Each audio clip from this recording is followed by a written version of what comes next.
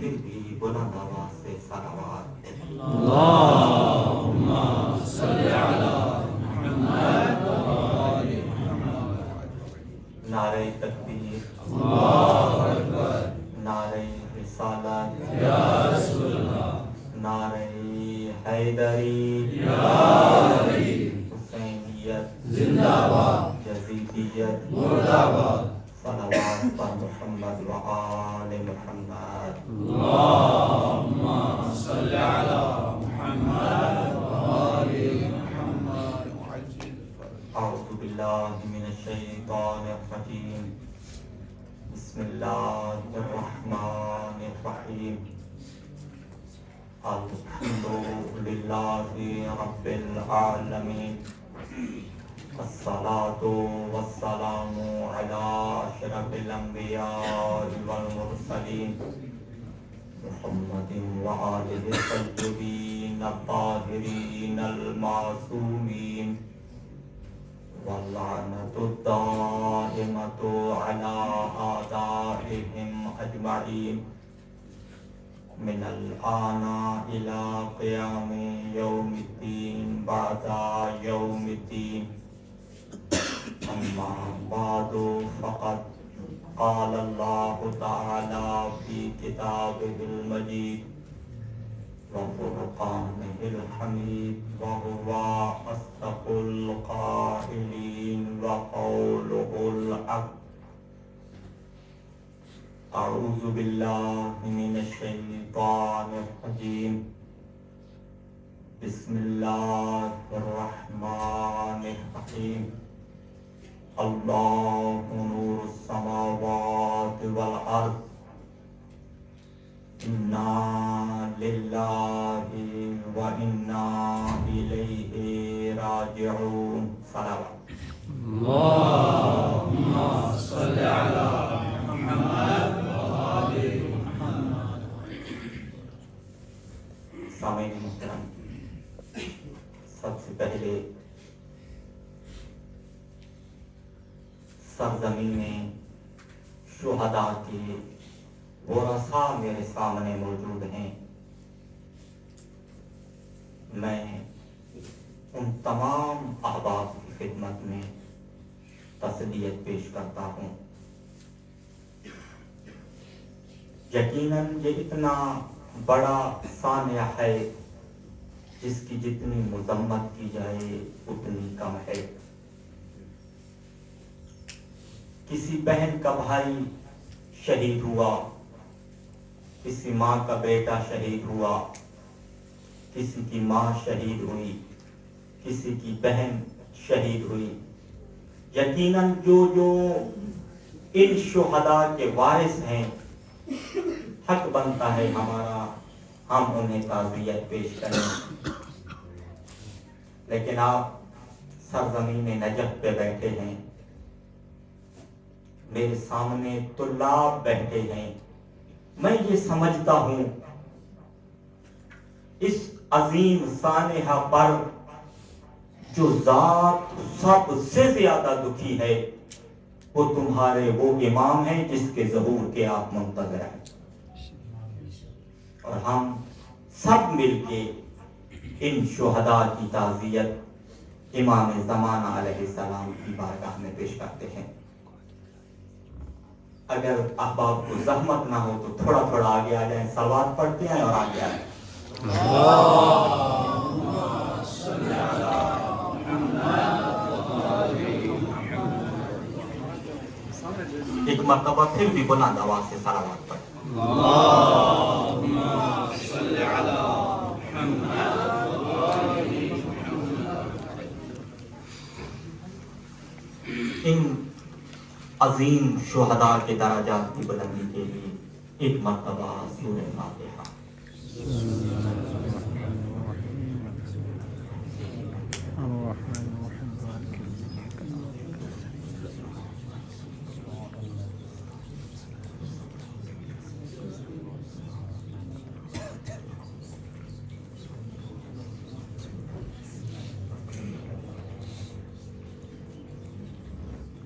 خداوند متعال ان شہداء کے درجات بلند فرمائے اور ان شہداء کو شہدائے کربلا کے ساتھ معشور فرمائے۔ سامعین محترم، شہادت کیسا رتبہ ہے؟ شہادت کیا ہے؟ جب میں نے معصومین علیہم السلام کے فرامین کو دیکھا تو اس شہادت کی طلب میں مجھے امیر المؤمنین کی تمنا میرے سامنے ظاہر ہوئی۔ میں نے رسول خدا صلی اللہ علیہ وآلہ وسلم کی تمنا کو دیکھا۔ اللہ کا رسول یہ فرماتے تھے، والذی نفسی بیدہ، مجھے اس ذات کی قسم جس کے قبضہ قدرت میں مجھ محمد کی جان ہے، لوددت ان اقتل فی سبیل اللہ ثم احیا ثم اقتل ثم احیا ثم اقتل، کہ میں محمد یہ پسند کرتا ہوں مجھے اللہ کی راہ میں شہید کیا جائے، پھر زندہ کیا جائے، پھر شہید کیا جائے، مجھے پھر زندہ کیا جائے اور پھر اللہ کی راہ میں شہید کیا جائے۔ اور امیر المؤمنین نے جب مالک اشتر کو مصر کا والی بنایا تھا تو جب خط لکھا تو اس خط میں امیر المؤمنین نے یہی جملے تحریر فرمائے، اے مالک اشتر، علی کی تمنا یہ ہے اللہ تجھے بھی مجھے بھی شہادت کی موت عطا فرمائے۔ اور پھر روایات یہ بتاتی ہیں، امام سجاد علیہ السلام یہ ارشاد فرماتے ہیں کہ اللہ کو دو قطرے بہت پسند ہیں۔ توجہ ہے نا آپ کی؟ اللہ کو دو قطرے بہت پسند ہیں۔ ایک قطرہ وہ جو شہید کا زمین پہ گرتا ہے، اور ایک آنسو کا قطرہ جو رات کی تاریکی میں ایک مومن اللہ کی بارگاہ میں بہاتا ہے۔ امام سجاد علیہ السلام فرماتے ہیں اللہ کو یہ دو قطرے بہت پسند ہیں، ایک خون کا قطرہ، ایک آنسوؤں کا قطرہ۔ اور شہید کے اس خون کے قطرے کی اتنی تاثیر ہے، معصومین فرماتے ہیں جو ہی یہ قطرہ شہید کے بدن سے جدا ہو کے زمین پہ آتا ہے، اللہ اس شہید کے گناہوں کو معاف کر دیتا ہے۔ شہید کا ایک خون کا قطرہ جب زمین پہ آتا ہے تو اللہ اس کے گناہوں کو معاف فرما دیتا ہے۔ اور یہ عمومی روایات ہیں، جبکہ وہ دل جس دل میں ولایت اہل بیت ہے، جانتے ہو معصومین نے اس کے متعلق کیا ارشاد فرمایا؟ اللہ کے رسول نے ارشاد فرمایا، من مات علی حب آل محمد مات شہیدا، جس کو آل محمد کی محبت پہ موت آئے وہ شہادت کی موت مرا۔ اور پھر مجھے معصومین کا یہ فرمان ملا، خصوصاً یہ زمانہ جو ہمارا زمانہ ہے، ہم امام زمانہ علیہ السلام کی رعیت ہیں، تو جانتے ہو اس کے متعلق معصومین نے کیا ارشاد فرمایا؟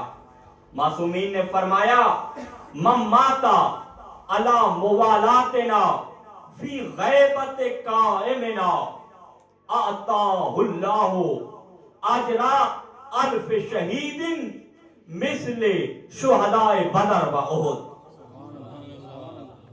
کہ ہمارے قائم کے زمانے غیبت میں جو ہماری محبت پہ مر جائے، ایک شہید نہیں، دو شہید نہیں، تمہارے معصوم ارشاد فرما رہے ہیں موالات اہل بیت پہ مرنے والے کو اللہ 1000 شہداء کی شہادت کا اجر عطا فرماتا ہے۔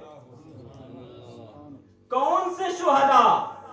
فرمایا وہ شہداء جو رسول اللہ کی معیت میں بدر اور احد میں شہید ہوئے، ایسے 1000 شہداء کا ثواب ملتا ہے۔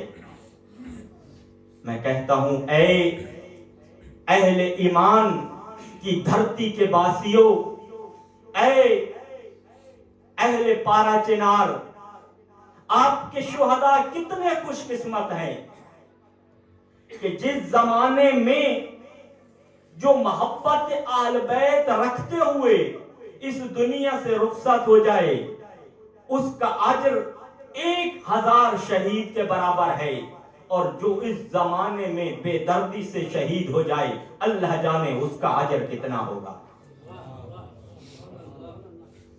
یہ شہادت ہے۔ شہادت ایک عظیم رتبہ ہے جو ہر کسی کا مقدر نہیں ہے۔ یہ انہی کو ملتا ہے جو اس شہادت کی تڑپ رکھتے ہیں۔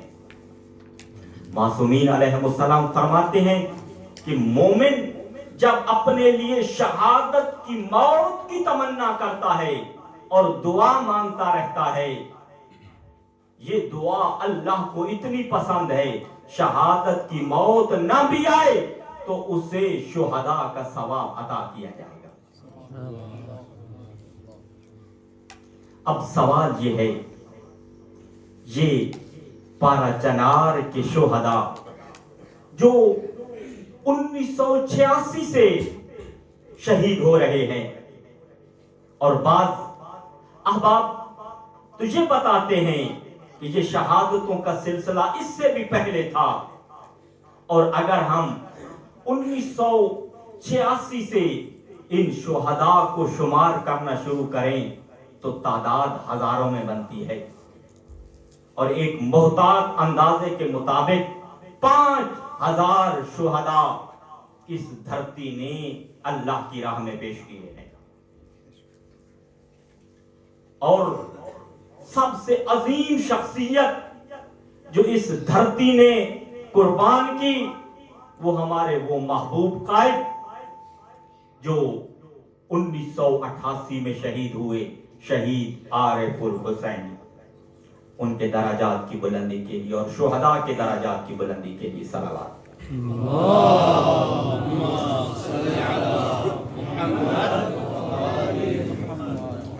سامعین محترم، اگر میں اپنے پنجاب، بلتستان اور حوزے کی جتنی شخصیات بیٹھی ہیں جن کا تعلق پارا چنار سے نہیں ہے، اگر میں پارا چنار کا مختصر طور پہ تعارف کراؤں تو اس سے بہتر الفاظ نہیں ہو سکتے کہ یہ پارا چنار ایک ایسی دھرتی ہے جس کے 3 طرف افغانستان ہے اور ایک طرف پاکستان ہے، اور اس پاکستان والی طرف سے ہی یہ پارا چنار سے ضلع کرم سے پشاور اور پشاور سے پھر آگے تشریف لے جاتے ہیں، یعنی 3 طرف افغانستان ہے اور ایک طرف پاکستان ہے۔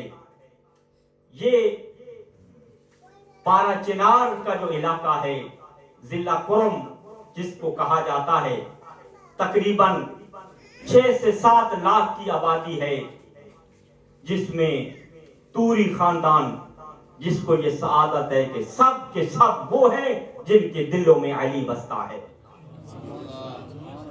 اور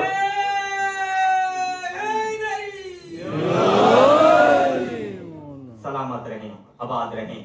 اور دوسرا بنگش قبیلہ ہے جس میں اہل بیت کے ماننے والے بھی ہیں اور دوسرے مسالے کے لوگ بھی موجود ہیں۔ تو یہ تقریباً 7 لاکھ کی آبادی پہ مشتمل خطہ ہے، جس کے 3 طرف افغانستان اور ایک طرف پاکستان کی سرحد، جس سے یہ آگے تشریف لے جاتے ہیں۔ مگر جب یہ پاکستان کی طرف سے پشاور اور باقی علاقوں میں جاتے ہیں تو انہیں درمیان سے ایک علاقہ ہے جس سے گزرنا ہوتا ہے، اس علاقے کو بگن کہتے ہیں۔ یہ ایک ایسا علاقہ ہے جہاں پر وہ رہتے ہیں جن کے دلوں میں محبت اہل بیت نہیں ہے، یہ دشمن اہل بیت ہیں۔ ان بگن والوں سے اور پارا چنار والوں کے درمیان 30 سال پہلے معاہدہ ہوا تھا۔ توجہ ہے نا آپ؟ چونکہ جب یہ راستے سے گزرتے ہیں تو انہیں بگن سے گزرنا ہوتا ہے، جہاں پہ ابھی تازہ واقعہ ہوا ہے۔ تو ان بگن والوں سے آج سے 30 سال پہلے ان کا معاہدہ ہوا تھا کہ راستے میں کسی قسم کی کوئی رکاوٹ نہیں ہوگی، آپ کی طرف سے در اندازی نہیں ہوگی، لیکن معاہدہ کر کے 5-6 دفعہ اس معاہدے کی مخالفت کر چکے ہیں۔ اور اس مہینے میں تو بہت دردناک واقعات پیش آئے۔ ان دردناک واقعات میں سے ایک وہ واقعہ ہے جس میں 47 شہید ہوئے ہیں اور سینکڑوں زخمی ہوئے ہیں۔ اب چونکہ یہ پارا چنار کافی عرصے سے محصور ہو چکا تھا، یہاں پر نہ کوئی آ سکتا تھا نہ ادھر سے جا سکتا تھا، بگن والوں نے راستے بند کیے ہوئے تھے، تو پھر انہوں نے مارچ کیا۔ مارچ کے نتیجے میں معاہدہ ہوا اور یہ معاملات طے پائے کہ ایک کانوائی انہیں لے جائے گی اور ایک لے کے آئے گی۔ ہفتے میں کانوائی کی صورت میں آنے اور جانے کا معاہدہ طے پایا۔ اور جو احباب کوئٹہ سے تفتان آتے ہیں وہ جانتے ہیں کہ کانوائی کس انداز سے آتی ہے۔ کچھ سیکورٹی فورسز کے لوگ آگے ہوتے ہیں، کچھ پیچھے ہوتے ہیں، کچھ درمیان میں ہوتے ہیں۔ تو یہاں پر بھی ایسا ہی معاہدہ ہوا، کچھ سیکورٹی فورسز کا عملہ آگے تھا، کچھ پیچھے، کچھ درمیان میں۔ تو یہ جب قافلہ چلا تو دونوں طرف سے کانوائی آ رہی تھی۔ پارا چنار سے 200 بسیں آ رہی تھی اور 100 بس پشاور سے پارا چنار جا رہی تھی۔ جب یہ قافلے بگن میں پہنچے تو 1 بجے تقریباً یہ واقعہ پیش ہوا۔ یہ سب جن کے دلوں میں علی تھا، محبت اہل بیت سے آشکار تھے، امیر المؤمنین کے ماننے والے تھے، نہتے تھے، جب یہ بگن پہنچے تو ادھر کچھ پہاڑیوں پہ بیٹھے تھے، کچھ کھیتوں میں تھے، کچھ گھروں میں تھے۔ اور میرے عزیز دوستو، ظلم بالائے ظلم ہے۔ جو مسجد امن کا گہوارہ ہے، جس مسجد میں امن و سلامتی کا پیغام دیا جاتا ہے، اسی مسجد سے ان نہتے مومنین کو شہید کیا گیا۔ اگر زحمت نہ ہو تو تھوڑا تھوڑا اور آگے آ جائیں، صلوات پڑھ دیجئے محمد۔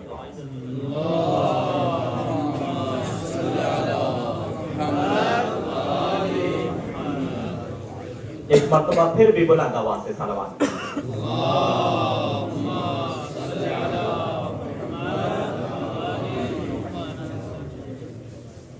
اور ظلم کیا ہوا؟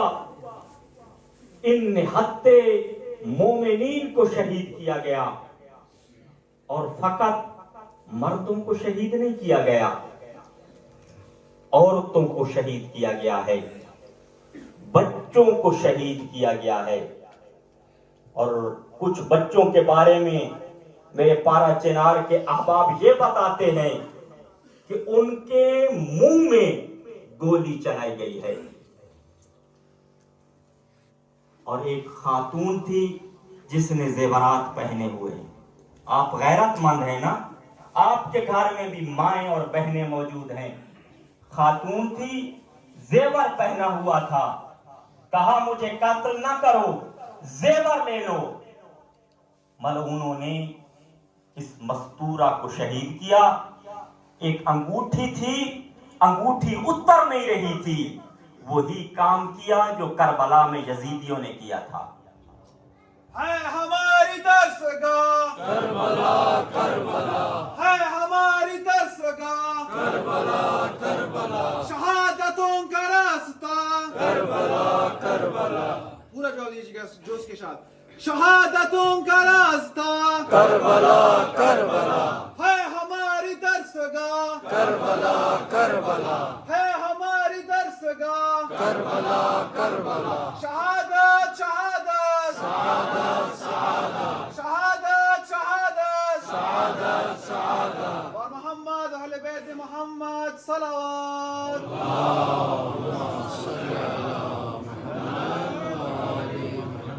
سامعین محترم, آج یہ سوال اٹھایا جاتا ہے, کیا کربلا میں ایسے مظالم ہوئے؟ کیا جناب علی اصغر کو اس انداز سے تیر لگا؟ آؤ پارا چنار کے شہداء کو دیکھو, ایک بچے کے منہ میں رکھ کے گولی مار رہے ہیں. بس کیا فرق ہے, اس زمانے میں تیر تھا, آج پسٹل اور کلاشنکوف ہیں. ادھر مستورات کے ساتھ ظلم کیا گیا. شام غریبہ کیا ہے؟ شام غریبہ مستورات کی پامالی ہوئی ہے. رسول کی بیٹی کو لوٹا گیا ہے, اور یہاں پر اسی فعل کو دہرا رہے ہیں. فرق یہ ہے, یہ یزیدیوں کے پیروکار ہیں اور پارا چنار کے شہداء حسین کے پیروکار ہیں. سن لو یزیدیوں, تم جتنا ظلم کر سکتے ہو کرو, ہمیں کربلا میں شہید ہونا آتا ہے, تو یزید بننے کی جرات کر. تم یزید بننے کی جرات کرو, ہم کربلائی بن کے شہادت پیش کرتے ہیں. اور میرا دوسرا سوال ہے, ہر اس صاحب عقل سے, ہر صاحب شعور سے, بھائی دیکھیں, جب 300 گاڑیوں میں پارا چنار کے لوگ موجود ہوں, سیکیورٹی کے لوگ آگے بھی ہیں, پیچھے بھی ہیں, درمیان میں بھی ہیں, سوچو ذرا, محافظ بچ گئے, نہت شہری شہید ہو گئے. کبھی سنا ہے ایسا؟ سوچ نہیں آتی, سوال پیدا نہیں ہوتا, بھئی کیا ہوا؟ وہ بچ گئے اور نہت شہری شہید ہو گئے. ہاں, ایسا کیوں ہے؟ یہ شہادت, یہ مظالم, یہ کم ہو جائیں گے؟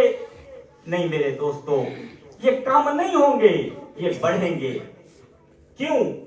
اس لیے کہ امام زمانہ علیہ السلام کے ظہور کے متعلق یہ فرمایا گیا ہے کہ وہ زمین کو عدل و انصاف سے ایسے بھریں گے جیسے وہ ظلم و جور سے بھر چکی ہوگی.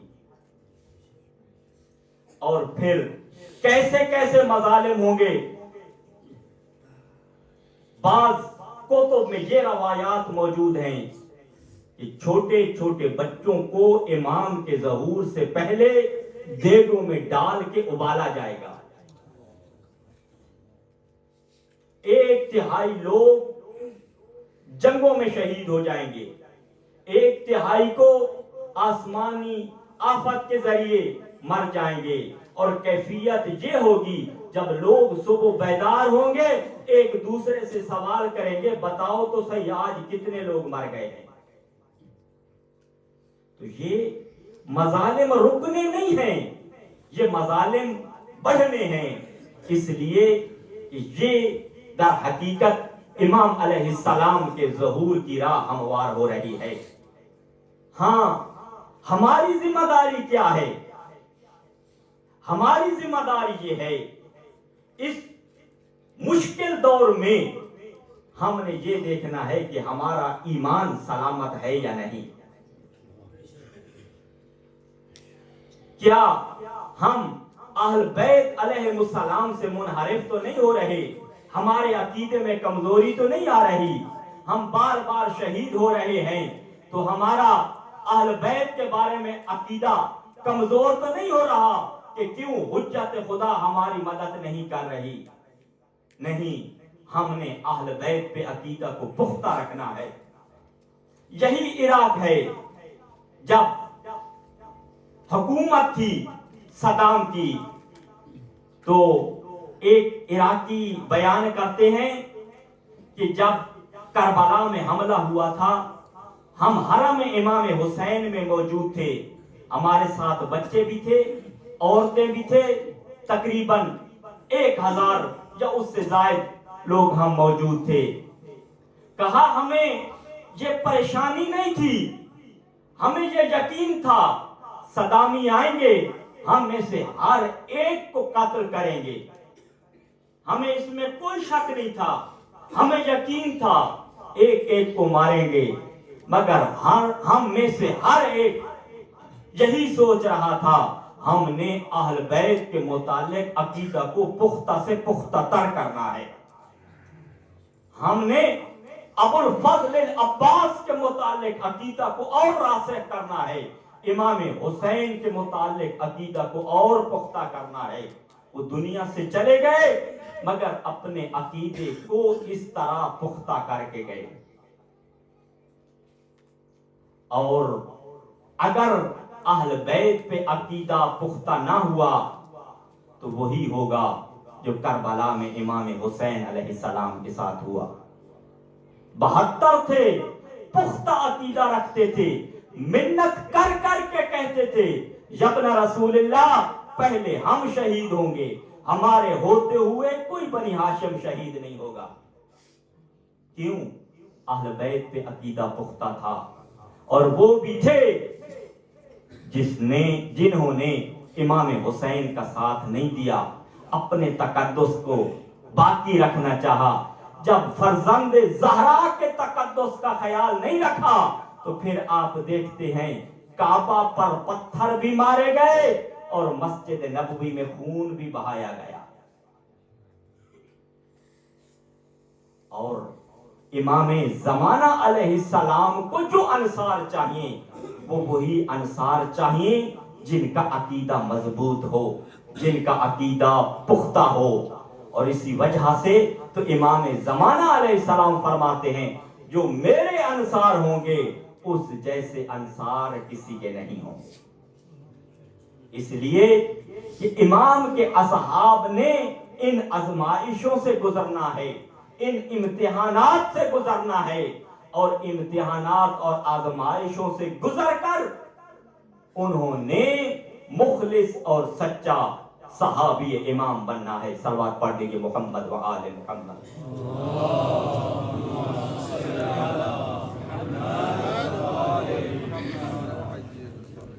اور اگر انسان اہل بیت سے منحرف ہو، جیسا کہ یہ لوگ جنہوں نے یہ درندگی کی وہ اہل بیت سے منحرف ہیں، یہ انسان نہیں ہے، نہ انسان کہلانے کے لائق ہیں، یہ حیوانوں سے بھی بدتر ہیں۔ اور جب انسان حیوانوں سے بدتر ہو جائے اس سے انسانیت ختم ہو جاتی ہے۔ تو اس پارا چنار کے واقعے نے ہمارے لیے واضح کیا انسانیت پارا چنار والوں کے پاس تھی اور درندگی اور وحشی پن دوسروں کے پاس تھا. اور میرے عزیز طلبا یہ بھی یاد رکھیں، شہید کا خون اتنا اثر رکھتا ہے، اس میں اتنی معنویت ہے، اس کو چھپایا بھی جائے تو اس کے آثار ظاہر ہوتے ہیں. جتنا چھپایا جائے اس کے اپنے آثار ہیں.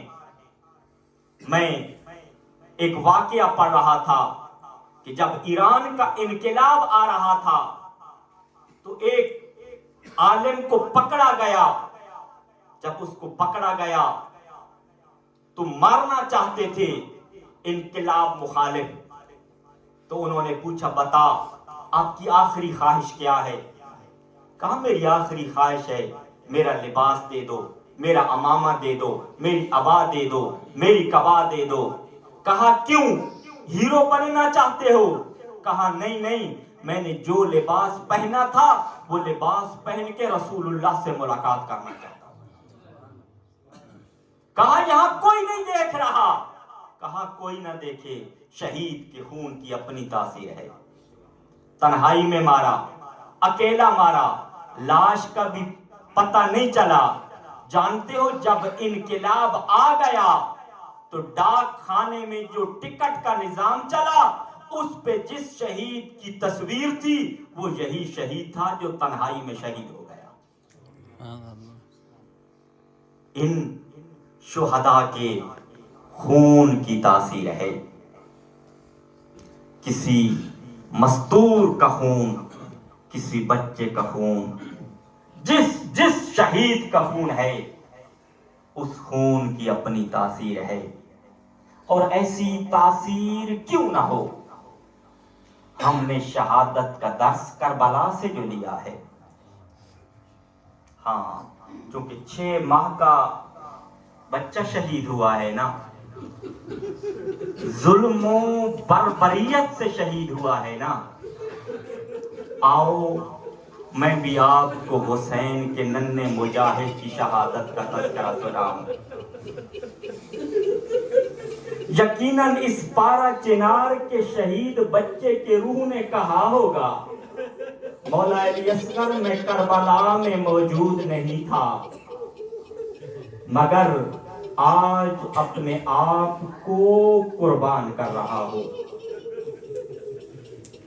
عزادارو جب مولا حسین نے کربلا میں حل من ناصر ینصرنا کی صدا دی، یہ آواز ہر کسی نے سنی مگر جیسے حسین کے 6 ماہ کے مجاہد نے سنی.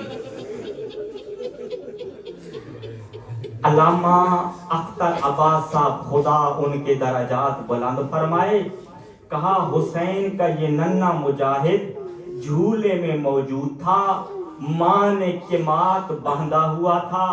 جب حل من ناصر کی آواز آئی عالم غش میں تھے، آواز کا آنا تھا جھولے میں تڑپے اور ایک مرتبہ کہا بابا میں حاضر ہوں، بابا میں حاضر ہوں. عزادارو جناب علی اصغر نے اپنے آپ کو جھولے سے گرایا، جناب زینب نے جناب علی اصغر کو اٹھایا، جناب علی اصغر نے رونا شروع کیا، بیویوں نے رونا شروع کیا. امام حسین تشریف لائے، کہا بہنا کیا ہوا؟ کہا حسین جب سے آپ نے اپنا غربت بھرا استغاثہ بلند کیا ہے، تیرا 6 ماہ کا مجاہد جھولے میں آرام نہیں کرتا. عزادارو امام حسین نے جناب علی اصغر کو اٹھایا، عزادارو جناب علی اصغر کو اٹھا کے زہرا کا لال جانا چاہتا ہے. آہستہ آہستہ آواز آئی حسین تھوڑی دیر کے لیے اصغر کو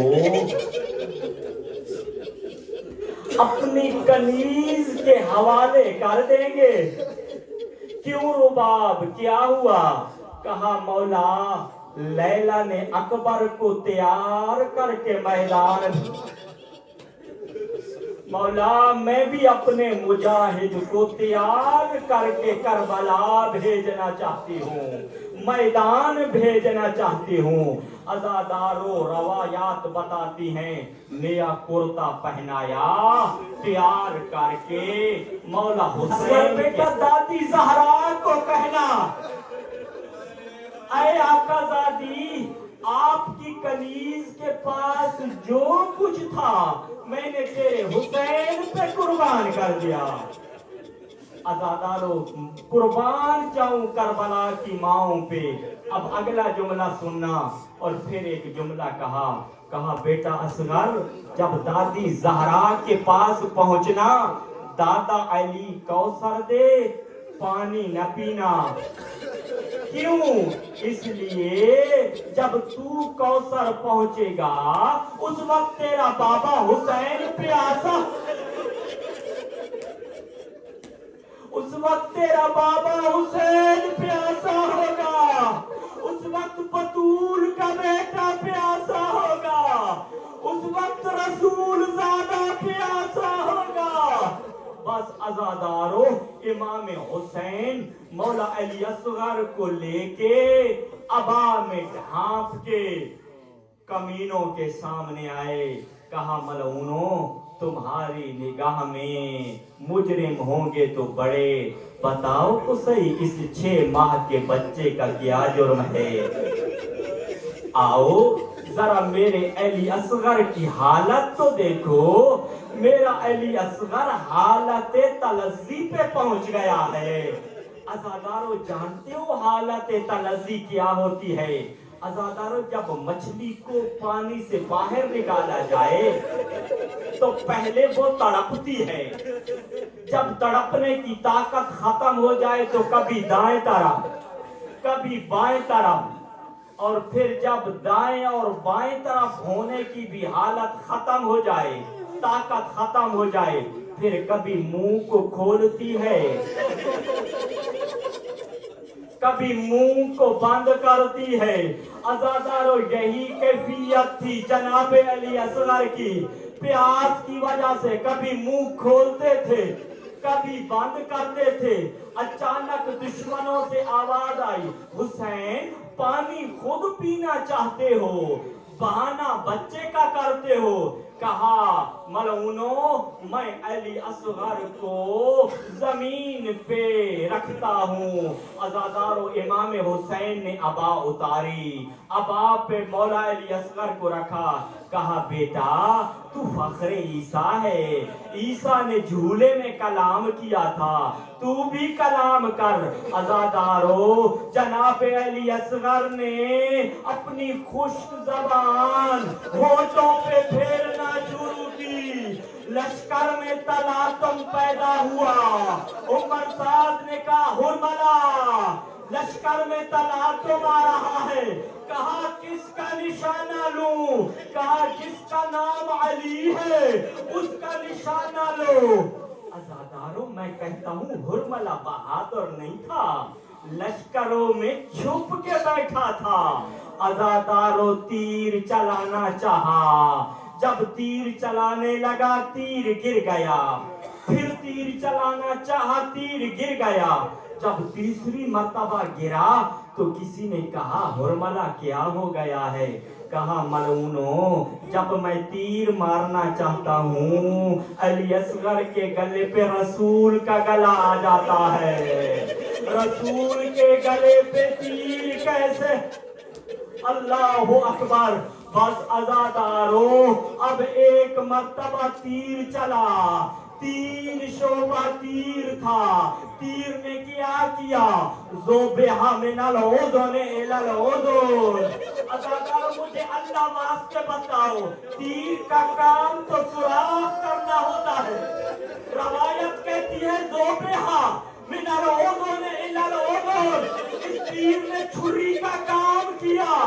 اللہ اکبر، اس تیر نے 3 کو زخمی کیا، جناب علی اکبر، جناب علی اصغر کا گلا، امام حسین کا بازو، جناب زہرا کا دل۔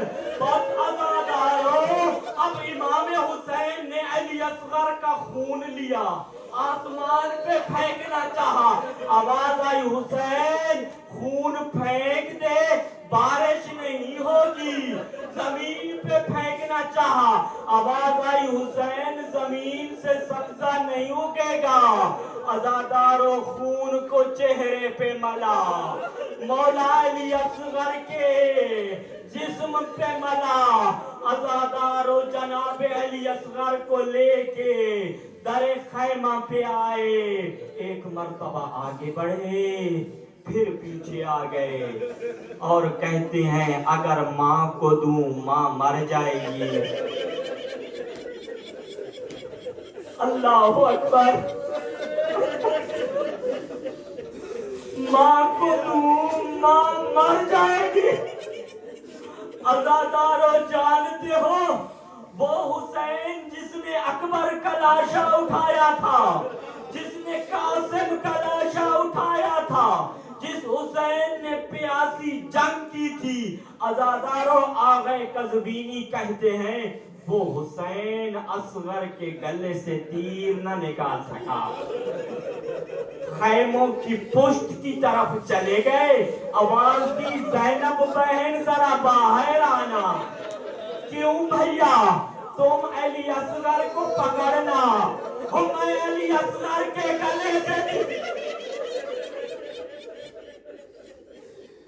بس عزادارو جب تیر نکلا اب باری تھی جناب رباب کی، جب جناب رباب نے دیکھا، عزادارو کبھی علی اصغر کو دیکھتی ہیں کبھی حسین کو دیکھتی ہیں اور ایک ہی جملہ کہتی ہیں امثلو کا ینہر، امثلو کا ینہر، او اصغر بیٹا او کیا تجھ جیسے بچوں کو نہر۔ انا للہ و انا الیہ راجعون، انا للہ و انا الیہ راجعون، انا للہ و انا الیہ راجعون۔ کریم اللہ کریم اللہ کریم اللہ تجھے واسطہ امام حسین علیہ السلام کے اس باب الحوائی بیٹے کا امام زمان علیہ السلام کا جلد ظہور فرما، کریم اللہ امام زمان علیہ السلام کا جلد ظہور فرما، کریم اللہ امام زمان علیہ السلام کا جلد ظہور فرما، امام زمان علیہ السلام کے دشمنان کو نیست و نابود فرما، امام زمان علیہ السلام کی آپ حفاظت و نصرت فرما، امام زمان علیہ السلام کو ہمارے اوپر راضی اور خوشنود فرما، کریم اللہ اس مجلس کو درجہ قبولیت عطا فرما، عزاداروں کا اس مقام پہ چل کے آیا اپنی بارگاہ میں عبادت شمار فرما، کریم اللہ کریم اللہ کریم اللہ کریم اللہ اس مجلس کا ثواب شہدائے پارا چنار کو ایصال فرما، کریم اللہ ان شہداء کے درجات بلند فرما، ان کو شہدائے کربلا کے ساتھ معشور فرما،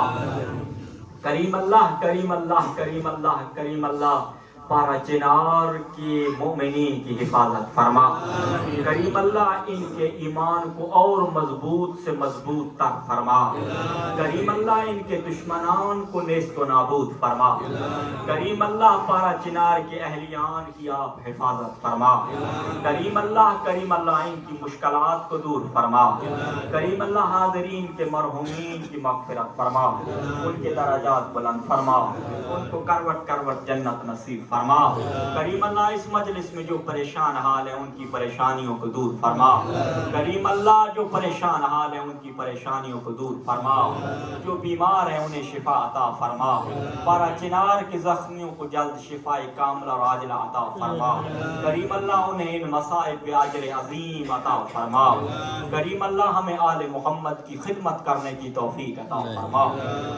ایک مرتبہ سورہ فاتحہ پارا چنار کے مرحوم شہداء کے ایصال ثواب کے لیے۔